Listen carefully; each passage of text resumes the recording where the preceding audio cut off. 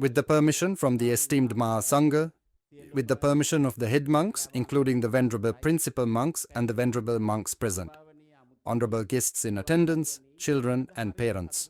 Today is truly a joyous day. Look at how talented these children are. The most fortunate children from the Mathara district are present here. Why? It's because their children are talented, and that's why they are able to be here today. If their children didn't have that perseverance, and if the parents didn't support their children's efforts, they wouldn't have been able to come here today. From the entire Mathara district, a large number of children are gathered here. That means that only the most fortunate children are here. Like this, we can establish 17 campuses in the 17 divisional secretariat areas.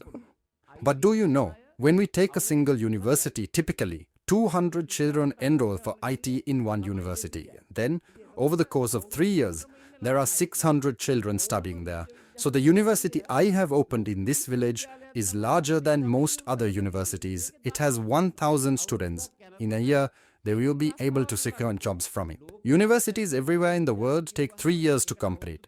It's hard to teach in just one direction because there are different kinds of students and there are different kinds of companies. However, the way we teach is different. Why? If there is an economic problem in the country, we have to quickly find a way and figure out how to keep the students going during that time. Why? That way, the students don't experience stress. Within this course, we mention 324 projects, which means we teach them how to face 324 different problems. But while we teach them, we also give them even more difficult problems to solve. And the students solve those more challenging problems. So I think by now the parents have a clear understanding of these children, even in how they handle household problems. After solving 100 problems, they will surely know how to take control of things at home. Our 100 projects means they have learned to handle problems worth 1 million. Then the children who have learned to handle problems worth 1 million won't have an issue solving problems at home. Why? Because they have already solved 200 problems. So parents may have to give these children a little more freedom when they are solving problems. You might have to think twice, unlike before, to check whether what you say is right or not before just speaking out. In America, they only teach through code.org. That means they are not just teaching IT, but shaping the entire life through basic IT along with problems. When teaching 100 projects, it's believed that a student can go in any direction, and also they will be a problem solver. Mentally, I see it this way. After we die, we could go to heaven or we could go to hell. But while living, we can create our own heaven. That is by how we look at every problem. If we find solutions through problems, it will seem like heaven to us. But if we continue carrying problems, it will seem like hell to us. So we can either go to heaven or hell during our lifetime. Why did we have a prosperous culture? In our 2,500-year history, we developed within the framework of the village and the temple. In the past, when we had problems, we would go to the head monk of the temple. The head monk didn't just solve problems for one family, but for the whole village. So because of that, the easiest and quickest solutions were found there. However, back in those days, the kings donated property, water and everything else to the temple, and from there, the temple would distribute it. Everything from food to education was centered around the temple. People who were less troubled by problems lived everywhere. But today, this situation is becoming increasingly difficult. However, the reason I wanted to build this culture is to create a Sangha that is rich in Dhamma. This is why, Reverend monks, that I completely intervened in Piriven education to produce monks who are enriched with the Dhamma. Because it is the fundamental thing for the village. When considering about knowledge, what we teach is one thing. But when an issue arises, people rush to the temple believing that the temple can resolve that issue. They have psychologists to solve their problems, but they go to the doctor, which means they think they are sick. However, in our country, it's not like that. Our culture has passed this down to us. That's why I've developed Pirivan education. Even today, 400 Pirivans have been equipped with smart classrooms to correctly educate young monks. I know how difficult it was to build Pirivan education, especially to find a good monk to teach properly in Pirivan education. So after coming up like this, when going to Prachin education, this will be reduced to 1,400. Only 40 will pass the Pandit exam. But it starts at 1,400. So we need to look at this. Because for me, generally, when I start something from somewhere, 99% of it goes right. And there, we discuss the remaining 1% in our board meetings. Once we hit that 99%, we don't even talk about it anymore. We generally leave only 1% margin for error in anything. So why is it that out of 1,400 monks, less than 40 pass? It's a very simple issue. It's not even a big number. That means only 40 out of 1,400 monks pass the Pandit exam. So what are the reasons for this dropout in between? There could be 10 reasons. One is money. The government only gives 15 rupees for Pirivan education. How can you maintain a monk on just 15 rupees? The monks fall ill. With all of this to manage, how can we properly teach? What I know is that in political science, some people teach things like this. I think they even teach this in schools.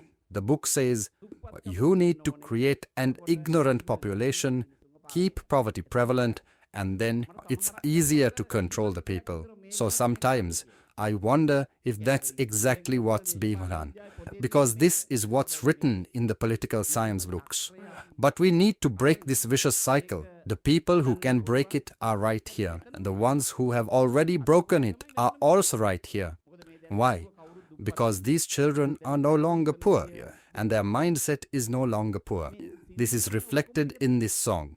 If you closely examine the song, it says, remove those poor thoughts and desires from your heart.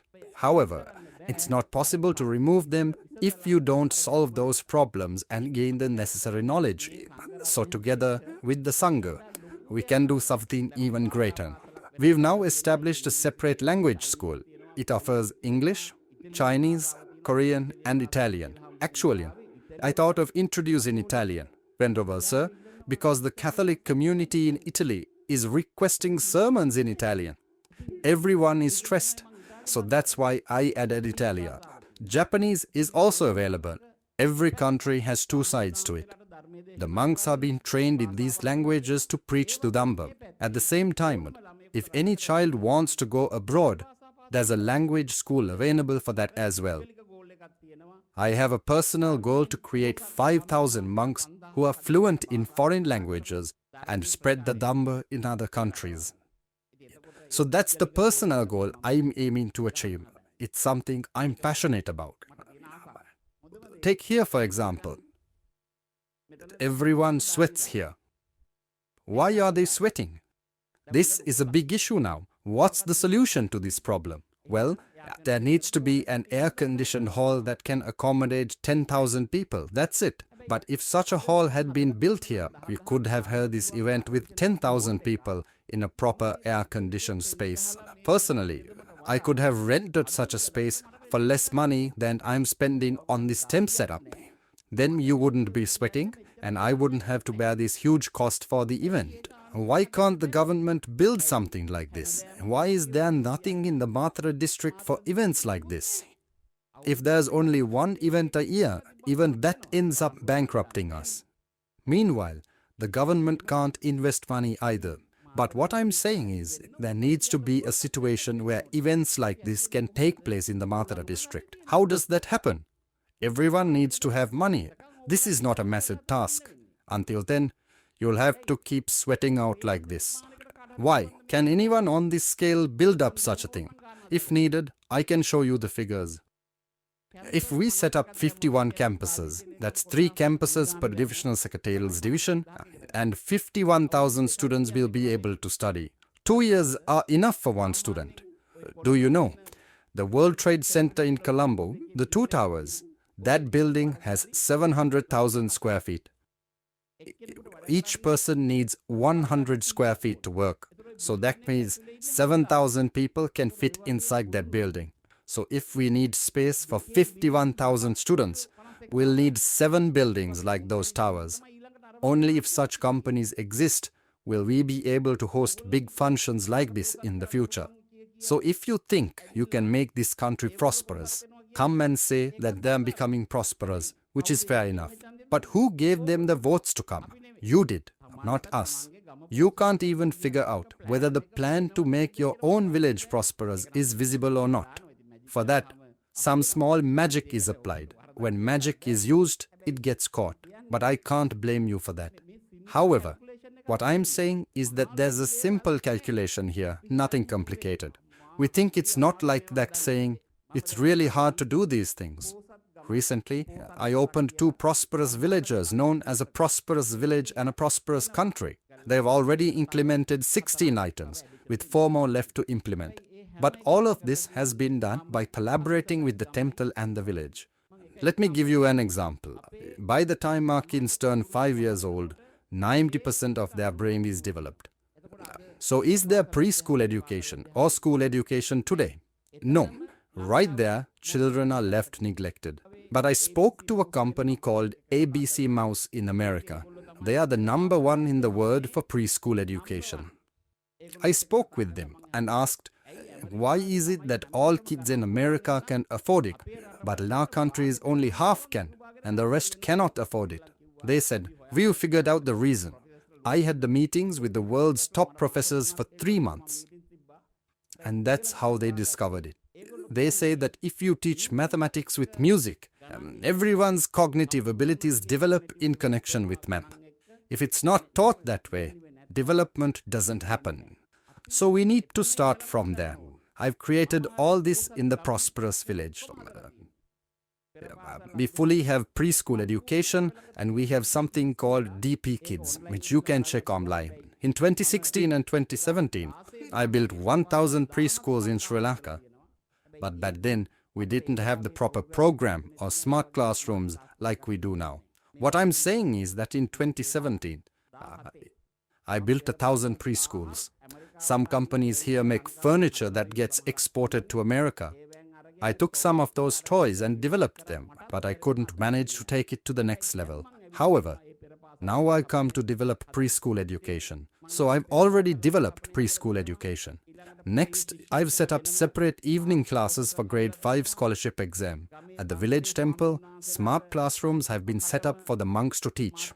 Solar panels have been installed in case the electricity goes out, so teaching won't be interrupted. This is the kind of thinking we need. Without that level of thinking, we can't uplift this country. Somebody should come and ask, how do we make our village prosperous? And they should be able to give an answer. But no one can. Why? Back in 2012, there was a desire to usher in the digital era by former President Mahinda Rajapaksa. But even he couldn't fully achieve that. I first discussed this in 2016. I said, we need to build 1,000 IT labs for school children, and only then can IT be introduced as a subject in schools. But for 2 years, I went to the president 3 times and asked, Sir, isn't that project done yet? Government officials are the ones who should carry it out, and they don't seem to grasp the concept. Late I realized waiting for them wouldn't help. So with my own money, I built the Mahinda lab. There need to be 40 computers for 40 students and a language school to teach English. The first one was built at a school in Rockmalan, and I went to open it. Originally it was named the DP Computer Lab, but since it was so well done, I've removed my name and renamed it the Mahinda IT Lab. Why? Because I wanted to build 1,000 of them. I built those 1,000 labs, but after 2015, the first issue was that people thought Mahinda was associated with the name Mahinda Rajapaksa, so they removed the name boards. Why? If children study IT, their poverty will disappear, and if their poverty disappears, it becomes harder to control them. Otherwise, what's the reason? From that time until today, nothing has been done. Many schools have closed their labs. Ask the children. Have they gone to the lab and used the computer? What is there to do? There is no program in place. But I wasn't sitting idle. In 2015, I removed the name Mahimdodaya from the land. I thought they're going to destroy this completely. That's when I decided I need to write this program of mine. The BP Education IT campus is actually an idea I conceived in 2012. It took 12 years to bring it here. It's been a year and 3 months since the campus opened. But to achieve results like this in just a year and 3 months after opening the campus is the result of 12 years of effort. Now if someone comes and says, a program like this can be created, those who come will be unable to enroll in the program by the time they finish 5 years. IT education will not be available again, because it took me 12 years to do this with my own funds. If it took 12 years with private funds, it would take at least 20 years with government funds. So when someone says it's possible to develop the country by 2048, that's one reason. It takes that long to do it properly, because those things are not false. Some countries have taken that long to develop, but no one thinks it can be fast-tracked to be done in just 2 years. However, it is possible. Because look, if someone's grandfather is poor, then they are poor too. But taking that and considering whether to pass this on to their children and grandchildren is important. Otherwise, we all have to come together to break that vicious cycle. Because breaking it is quite easy. It will break as you educate your children. I will tell you more about that wealthy village within a rich country where we have a stable crop. When we talk about that stable crop, Nipuna Ranawata sir told me, let me see how one crop goes first. I think he planted a seed of hope. Then he said, the project is a success. I went to Kakirava and discussed this with a monk during a simulation. Those monks had come from Australia and using their funds set up a school with computers, utilizing the monks' money to pay the teachers and maintain the institution in a village called Valpalugama. However, there are now 280 children there. I won't open any place unless there are at least 1,000 children. Because if there are only 300 places that can accommodate those 1,000, I think that's only 30%. I am looking for 99%. This means, how can all 1,000 learn? However, those monks dedicated their time and accomplished everything. So I went there. I asked the monk, Venerable monk, this village is called Valpalugama. What do we grow the most here? What can grow without needing water? They replied, Sir, we can grow pomegranate here. So I said, then monks, tell everyone in the village to plant pomegranate to sustain this. After all, we can rename this place Delumgama if you want, because in reality, only a monk can do that. Not with my money. Nipuna sir has planted hope with his money. The monks created a pomegranate farm in Valpalugama with the monks' funds. However, this created another pilot project beyond my pilot project. After that, I went to Bibila, and they planted 10,000 pomegranates plant there. After that, I went to Bibila and they planted 10,000 pomegranate plants there.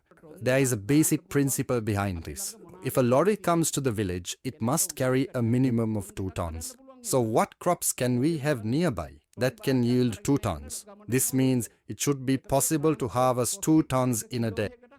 Now consider this. A lorry comes to the village to carry a ton of produce. Then the transport cost is 4 times the price per kilogram. That's when your price gets reduced. Then you all say that growing is not worth it. There are simple things, but there's nothing magical about it. However, you cannot manage that 2 tons alone. You need to collaborate with the monks at the village temple and with the government officials, because agricultural officers are present in every division of the village officers inside the village. We decided to cultivate an additional crop like Dhammika afterwards. So that brings money to those parents as well. After that, there's the IT campus. After that, when children are working, there's the Silicon Valley IT office. So when money comes to the village, all these small businesses will flourish. Even if you say you're creating these small businesses, you can't do without money coming to the village. This can only be established if external money comes into the village. And we need to devise a way to bring in external money to develop this. I want to remind you again that the children have a responsibility to consider what their relationship with their parents is like. If we look after the parents, well, they can take them to their behind world. Now I will give you the best example. I have established smart classrooms in 675 schools through DP Education. The first one was at St. Paul's School in Milagiriya, and it was on the 4th floor. However, one monk came to that ceremony. There was no white cloth on the monk's seat, but 4 floors had to be travelled down to find the white cloth for the monk. But I didn't stay that long. I said, "Don't go," and I took off my coat and gave it to them. That's how we are shaped. It was in my coat that I told the monks to sit. Even today, after checking my mother's pressure, she sends a WhatsApp message to my phone every 3 hours. If the pressure is low, I call my mother again and ask, "Have you eaten anything with a lick of salt?" After that, and now, she has to WhatsApp hour by hour until the pressure rises again. But I tell my daughter and son that even though I have come this far, my relationship with my parents is still like this.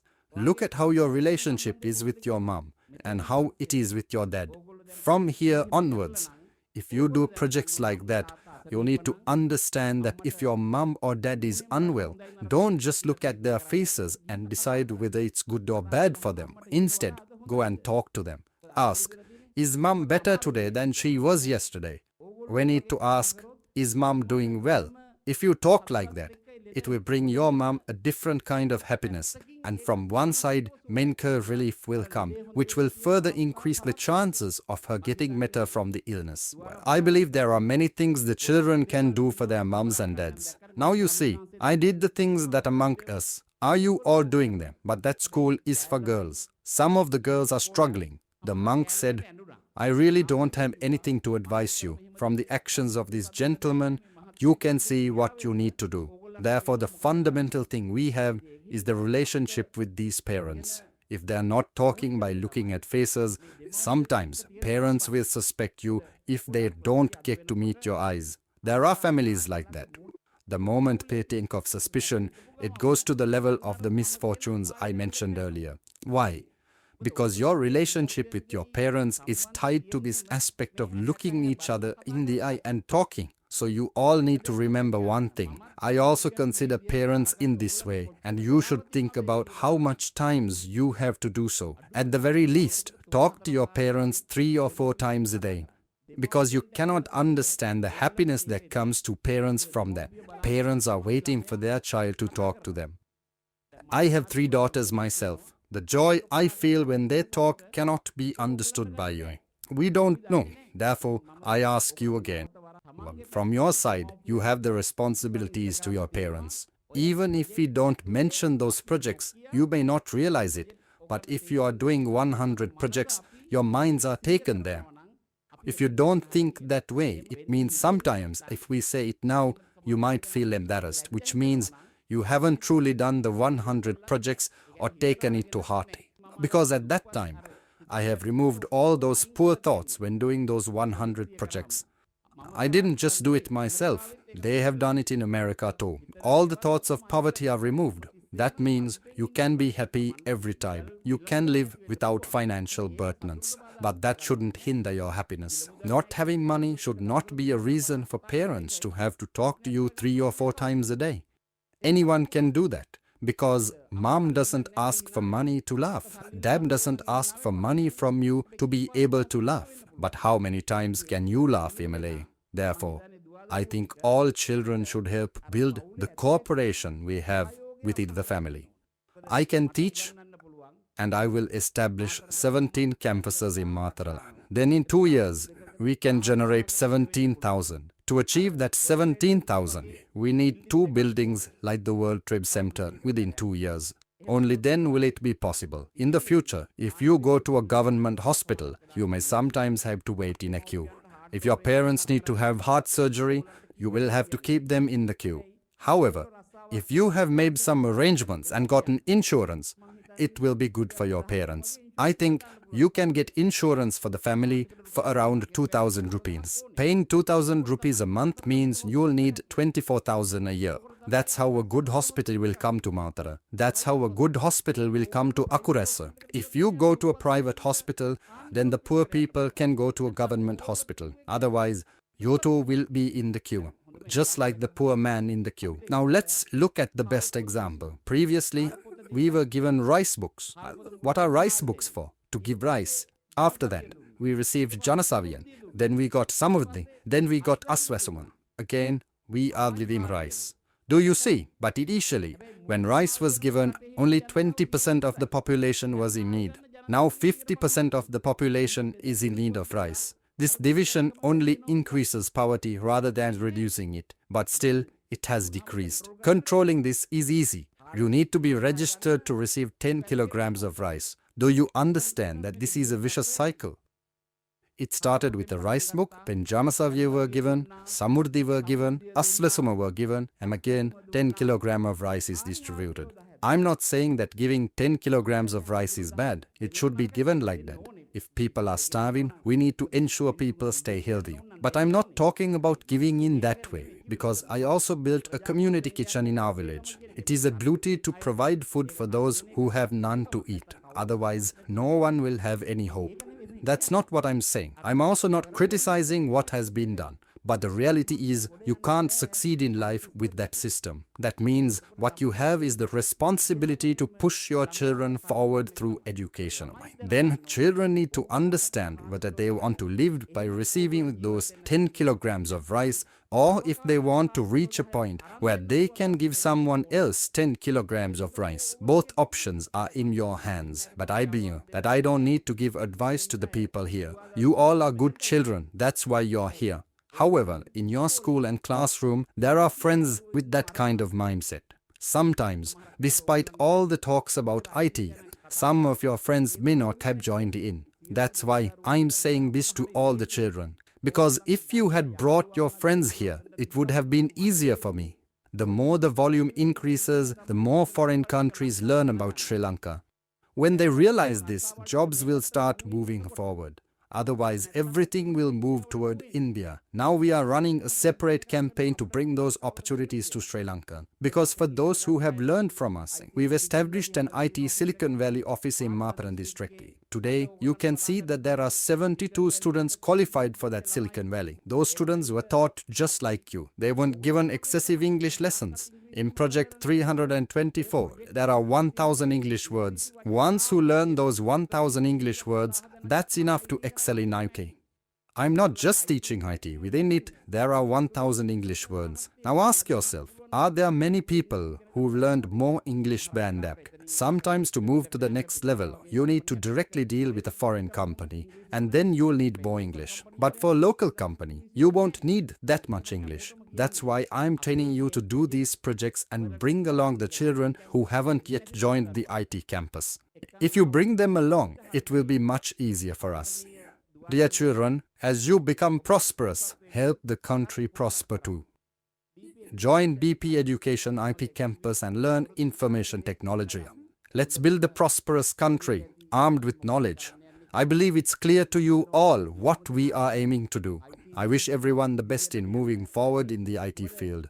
No matter who your parents are, you will be software engineers. But after you, poverty will end, because the parents of your children will both be software engineers.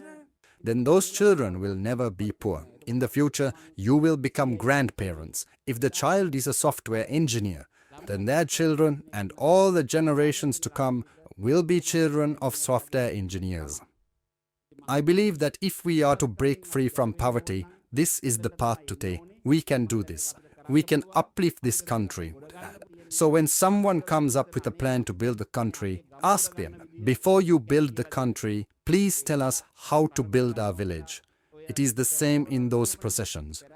Whips go in front of the processions. If some people think that those who are whipping are the procession, it is not a procession. Then come the dancers. Then the dancers are also deceived by some people that this is the parade. Not even that. After a little more time, the whole procession goes with that casket. That's why instead of dividing ourselves with politics, we must unite through education, as I had done today.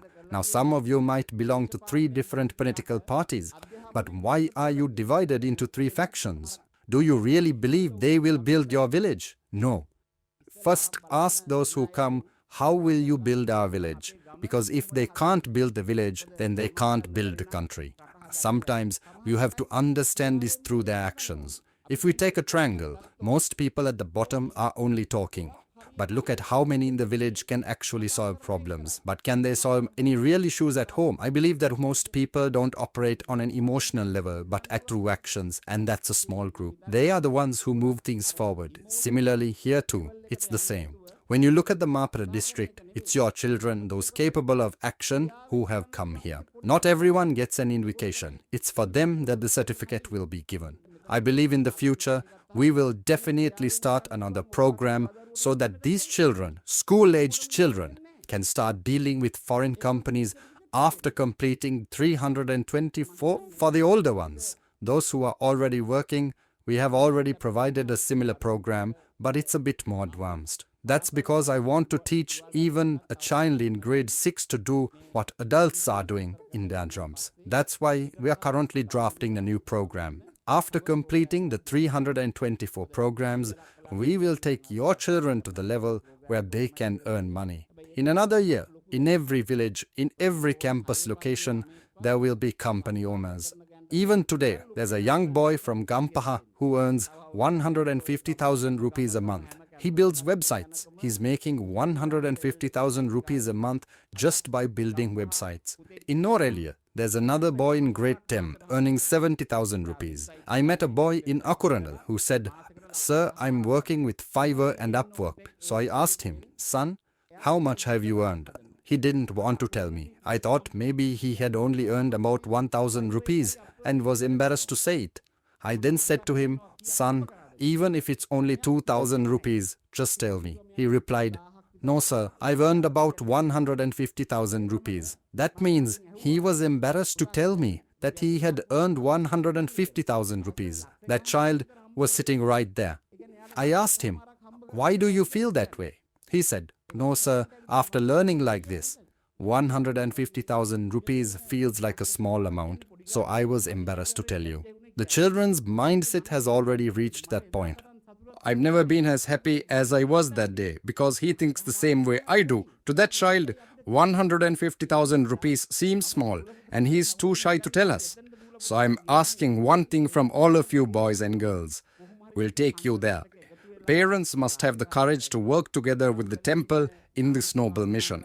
The connection with the chief monk at the temple and everything associated with it is what laid the foundation for all of this. The main reason I'm here today and why this event is happening is thanks to these 12 temples. Even MP Nipuna Ranawaka has started one in his office. We are also opening another campus together with the Devundara temple. This brings the total to 14 campuses in the Mathara district. I once again offer my gratitude to the venerable monks for their actions. The temple has provided a building, they are paying the electricity bill, providing water, and even offering the bathrooms. All this is done by the temple. More than what I am doing, I value the support given by the monks who have joined this effort. Why? Because the monks have dedicated their entire lives to serving us. You've heard in the Jataka stories about people offering their eyes, giving blood, or donating their hair. But this sacrifice isn't always visible. When we talk about monks, they have donated their entire lives for our sake. However, you won't find this in Jataka tales.